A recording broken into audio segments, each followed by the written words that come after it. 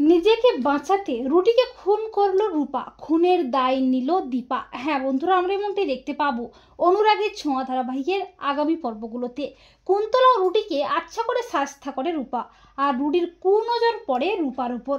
আর রুটি সুযোগ বুঝে বাড়িতে যখন কৃষ্ণ থাকে না, তখন সেই সুযোগে রূপার ঘরে ঢুকে পড়ে, রূপার সাথে অসভ্যতামি শুরু করে। আর রূপা রুটির হাত থেকে নিজেকে বাঁচাতে মা মা বলে চিৎকার করতে থাকে। অপরদিকে দীপার মনটা অস্থির হয়ে ওঠে রূপার জন্য। এরপর রূপা কোনো উপায় না পেয়ে নিজের সম্মান বাঁচাতে একটা ফুলদানি দিয়ে রুডির মাথায় সজোরে আঘাত করে বেশ কয়েকবার। রুডি রক্তাক্ত অবস্থায় মাটিতে লুটিয়ে পড়ে। আর ঠিক তখনই দীপাও চলে আসে।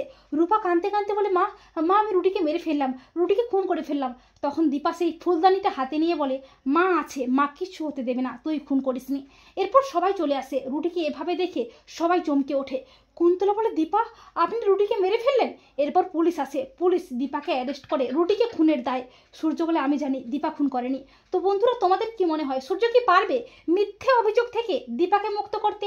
কমেন্ট করে এক্ষুনি জানিয়ে দাও তোমাদের মতামতটি।